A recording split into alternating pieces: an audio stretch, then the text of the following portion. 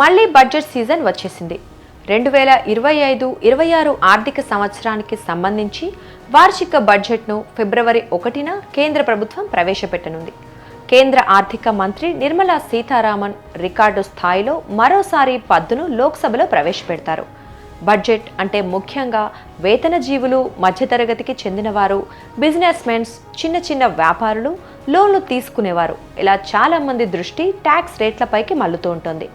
భారత్లో నిర్దిష్ట ఆదాయ పరిమితి దాటితే ట్యాక్స్ చెల్లించాల్సి వస్తోంది కాబట్టి వీరంతా పన్ను తగ్గించుకునే ఆప్షన్ల కోసం చూస్తుంటారు. పన్ను రేట్లు తగ్గించాలని, ఇతర మినహాయింపులు పెంచాలని ఇలా ఎన్నో కోరుకుంటూ ఉంటారు. కేంద్ర ప్రభుత్వం కూడా గత కొన్ని బడ్జెట్ల నుంచి కొత్త పన్ను విధానంలో కీలక మార్పులు చేస్తున్న నేపథ్యంలో ఈసారి కూడా చాలానే డిమాండ్లు ట్యాక్స్ ప్లేయర్ల నుంచి వస్తున్నాయి. వాటిల్లో కీలకంగా ఉన్నవి కొన్నింటిని గురించి మనం తెలుసుకుందాం.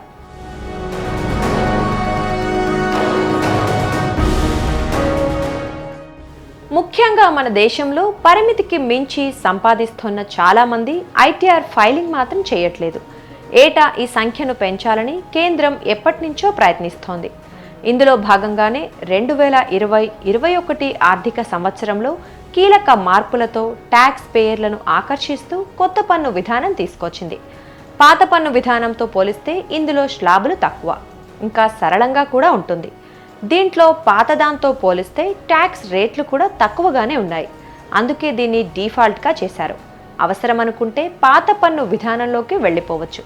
అక్కడ ట్యాక్స్ రేట్లు ఎక్కువగా ఉన్నా పన్ను మినహాయించుకునేందుకు చాలానే ఆప్షన్స్ ఉన్నాయి.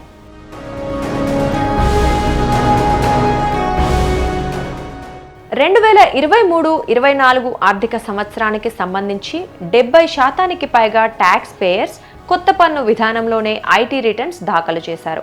ముఖ్యంగా 7 లక్షల్లోపు ఆదాయం ఉన్నవారు దీన్ని ఎంచుకున్నారు. కొత్త పన్ను విధానంలో సెక్షన్ 87A ప్రకారం 7 లక్షల రూపాయల వరకు ఆదాయంపై పన్ను రిబేట్ వర్తిస్తోంది. అంటే ఇక్కడ ఎలాంటి ట్యాక్స్ చెల్లించనక్కర్లేదు. ఇంకా స్టాండర్డ్ డిడక్షన్ కింద 75,000 మినహాయిస్తున్నారు. అప్పుడు 7,75,000 వరకు ఆదాయంపై కొత్త పన్ను విధానంలో పైసా పన్ను పడదు. అందుకే ఇది చాలా మందికి ఆకర్షణీయంగా ఉంది.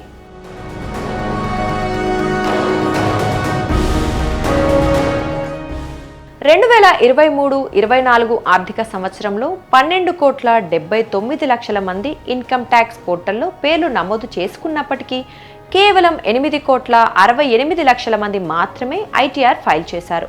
వీరిని ప్రోత్సహించేందుకు కేంద్రం ఇంకా ఊరట కల్పించాలనే డిమాండ్లు వినిపిస్తున్నాయి.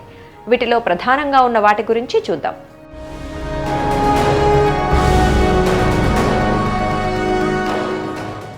కొత్త పన్ను విధానంలో స్టాండర్డ్ డిడక్షన్ 50,000 నుంచి 75,000 వరకు కిందటిసారి బడ్జెట్లో పెరగ్గా దీనిని ఇప్పుడు ₹1,00,000 చేయాలని వేతన జీవులు కోరుకుంటున్నారు.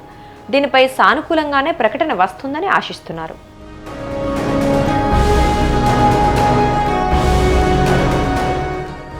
పన్ను విధానాన్ని మరింత సరళీకరించడంలో భాగంగా ట్యాక్స్ స్లాబుల్ని 6 నుంచి 3 స్లాబులకు కుదించాలని డిమాండ్ చేస్తున్నారు. ఇప్పుడు గరిష్ట పన్ను రేటు 30% ఉండగా దీనిని 25%కి తగ్గించాలని కోరుకుంటున్నారు.